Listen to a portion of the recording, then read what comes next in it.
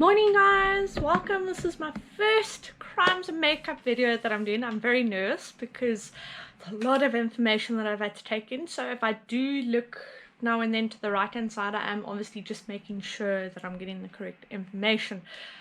As over the time we go, it will get better. And this video that I'm actually doing, I'm dedicating it to a very good friend of mine, Gianpaolo.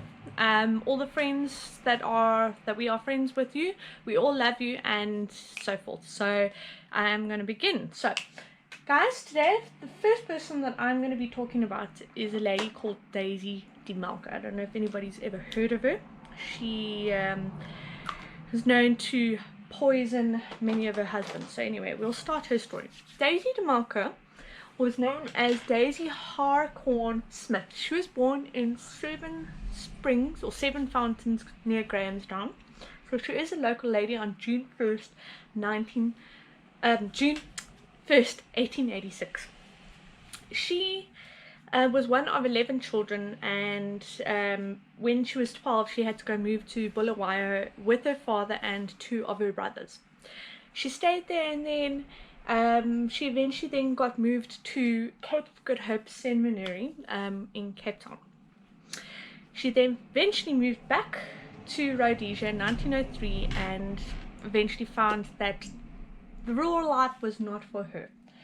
So what she did is she then moved back to South Africa and enrolled herself at the Berea Nursing Home in Durban. So she became a nurse, basically. And then what happened was that on some of her holidays she would go back and forth between Rhodesia, or Zimbabwe now, and South Africa. But on one of her holidays she met and fell in love with a guy called Bert Fuller. They became engaged, and in October 1907, however, Fuller contracted black water fever. Now, for those who don't know what black water fever is, it is a complication of malaria, where it means that you were given a regulation or regularity of quinine, which of course we know quinine is found in tonic water. That's why a lot of the English, why we always love our gin and tonic. Now, I just find that very suspicious because when he died, she actually inherited £100 from her fiance, and I feel maybe that was actually what spurred her on to decide to start, let's murder my husband for money.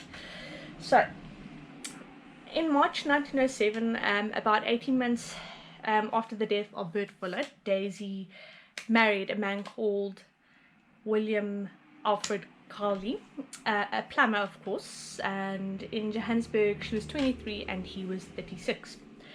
The couple had 5 children, where unfortunately 4 of them died. 2 of them were twins, which died of infancy, so meaning that they basically died when they were born. Then the 3rd child, he died of an abscess of the liver. And unfortunately the 4th child suffered convulsions and bowel trouble and ended up dying. So the only child that was left over was Rhodes Cecil Cowley. No, not the same Cecil John Rhodes. It's a completely different person, but I suspect it was a very common name. So of course he was born in June 1911. Now 1911. So then in the early mornings of January 1923, William became very ill soon after taking Epsom salts. For those who don't know what Epsom salts is, Epsom salts during those times, or even now, was given to people to clean their blood. If they were seen if they had dirty blood, if their skin was terrible. I mean, we all know, we've all been through it. My mother used to give it to me. And he basically started getting ill from taking Epsom salts from his dear wife Daisy. Now Daisy, of course, called the doctor, and the doctor considered his condition not that serious. So he just gave him a basically what they call a bromide mixture, which helps him let it all out basically. But as soon as he left, he just took a turn for the worse basically, and poor old William of course, was really suffering. He was in a lot of pain. Daisy called all the neighbors to come over. They eventually called another doctor, and the other doctor basically said that he's died from strychnine poisoning. Now, strychnine, for those who don't know what strychnine is, comes from a plant that apparently helps with stomach issues. In small doses, it was very, very common during those times as common medicine, but given in big doses, it's bye-bye, it's tickets. And basically, the doctor, Dr. Fergus, who actually came in, actually didn't want to sign the death certificate because he thought it was very, very weird. Why has he got such bad symptoms? And eventually they did a post-mortem, and it was pushed through as, let me just read it, pushed through it as chronic nephritis and cerebral hemorrhaging. Daisy, of course, sole beneficiary, inherited a whopping £1,795, a lot of money. So then what happened is then she decided, oh, I'm going to look for another husband, and that's exactly what she did. She looked for another husband, and her next victim happened to be a man by the name of, sorry guys, Robert Sprott. Very unusual name, by the way. Paul Robert was 10 years her senior. She was 36 at the time, he was 46. Same thing, ill-fated. He started like a few years after, in October 1927, he started getting muscular convulsions, extremely ill.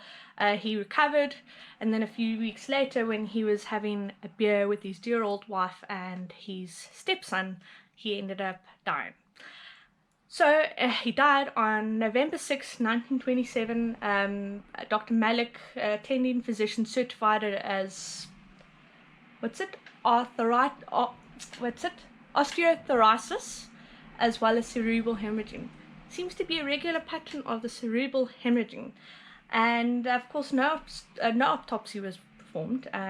She, of course, received a lump sum of £4,000, as well as an additional £560 from his pension fund. Very, very suspicious. So the next victim, of course, was her dear old son, because of course she was not liking this. Like, she really needed extra money. And what happened was that one day he went to work. He was given a coffee flask, but let's go before this. In 1931, she decides to go from Germiston all the way to Randturfontein to go to a chemist to get a different poison, because obviously now if she had to murder her own son with the same poison, which is strychnine, it would be very suspicious. So she got arsenic, but she did it under her previous name, which was Daisy Sprott. But bearing in mind, just before that, she actually got married again to another plump, and this guy's name was Sidney Clarence Demarco, and that's where she got her very interesting surname. So she's in the chemist. She gives her false surname, which is Daisy Sprott. She comes back and she decides to poison her son with arsenic in a coffee flask. But what was very, very strange is that how they managed to catch her is because her son colleague, which was James Webster, decides to also have some coffee, but luckily he only had a little bit, so he survived. A couple of days later, he actually died from arsenic poisoning. And originally they didn't think anything of it, but she ended up receiving £100 from her son's insurance, which was very, very odd. And then what happened was that during this time where she's enjoying the lavish money from her poor old son, the former husband, William Sprout's brother, or brother, William Sprout, found this very suspicious that all of her husbands were dying, or previous husband, her son's not just died of poisoning, and he actually reported it to the police. The police then got permission to exhume her two previous husbands, her son's body up. When they exhumed her son's body first, they examined, because he was obviously the freshest body, they actually came to find that there was a huge amount of arsenic in the cerebral area, in the hair. Then they did the investigation of her two husbands, and they've actually found strychnine in the bones. The bones were actually pink. Now they're thinking that's probably medication, but then they did more research into the hair. They found a huge amount, and that's when they actually caught her. They finally caught her. So the date, week later, they actually arrested her. Hang on, let me just find the date. Sorry, I'm very terrible at this. It's so embarrassing. But anyway, oh yes, April 15th, 1932, she was then arrested. And they did a lot of investigation, had specialists come in. They called a specialist by the name of Dr. J.M. Watt. J.M. Watt. And J.M. Watt basically said, no, she's guilty. We found this evidence that she's murdered her son, but she was excluded from the two previous husband's murders because they couldn't actually confirm it, because bearing in mind it was used as medicine. But with the arsenic poisoning on her son, that's where they got her, because Rhodes County died of arsenic poisoning. These are the counts of charges that you got. The coffee flask held traces of arsenic. The accused had put the arsenic in the flask. His friend almost got killed, so it's like attempted murder and murder on top of that. So eventually the judge decided to turn and pass of Daisy Demarco. Her face whitened, and she still obtained her innocence even to this day. Well, even back then, but obviously she's dead now. But Daisy Demarco was condemned to hanging. She was known as the second woman in history in South Africa to be hung. The hanging was carried out in December 30th, 1932, age 46, and she was hanged at the Pretoria Central Prison. Now, what's quite interesting is that she's become a household name in terms of pop culture, history. A lot of people find her fascinating, that they've made movies, all sorts of movies. It's quite interesting. And the fact that she, I mean, we all know in history, look at women nowadays. You hear of a lot of cases of women actually murdering their husbands purely for the money.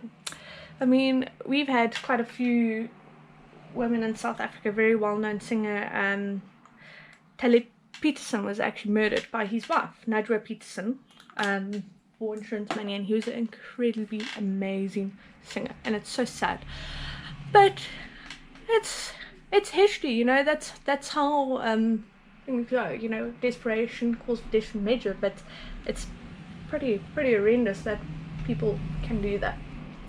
But she's a very interesting woman. Why I say that is because my great-grandmother, when she was living in Germiston, they were actually neighbors, and they were very good friends. So I'm sort of actually very close to her, which is for me, I find very weird.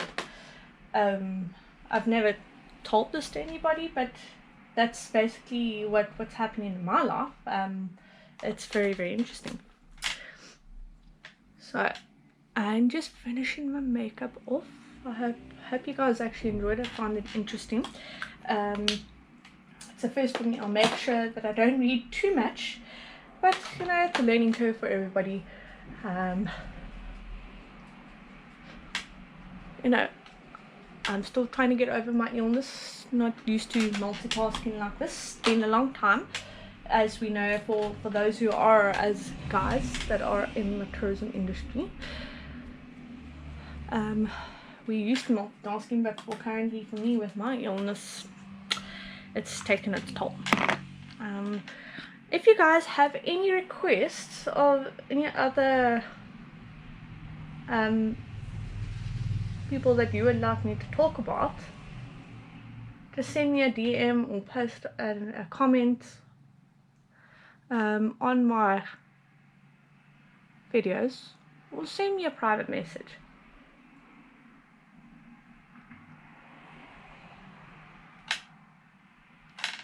This is very new to me. trying new things, not used to it. So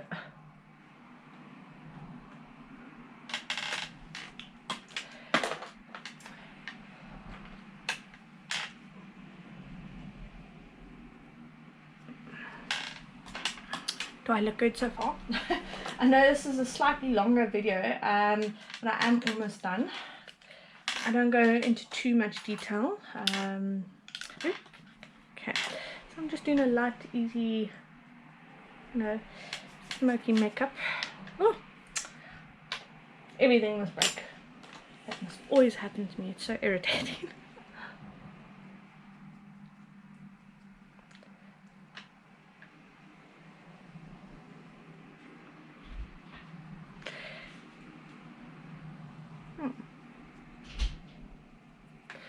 And then I'll just put mascara on and blush and then a little bit of lipstick and then we are done.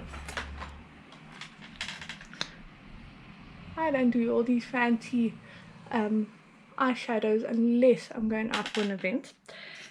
But I'm just doing it because I love to chat to you all.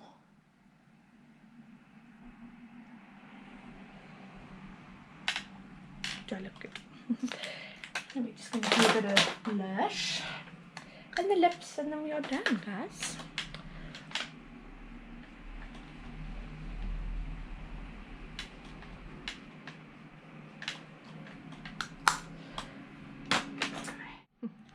Okay, so the final step that we're going to do is our lips. I know that I love putting lip liner on because it actually gives you a nice shape to it, but I've been seeing some very interesting videos of how to apply this.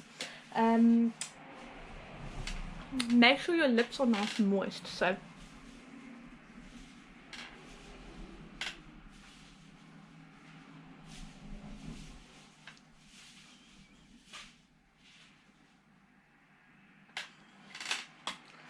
some lipstick on.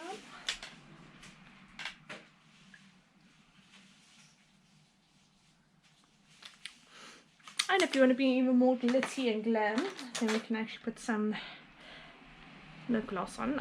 My favorite is Essence.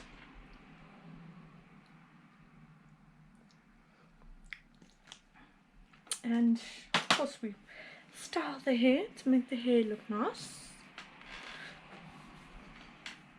I'm not pro at makeup, but I hope you like the design, guys.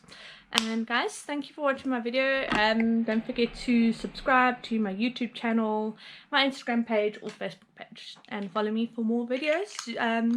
I'll be soon doing a video on basically giving reviews of new products that I've got for you to try and get to know. Thanks guys, thanks for watching.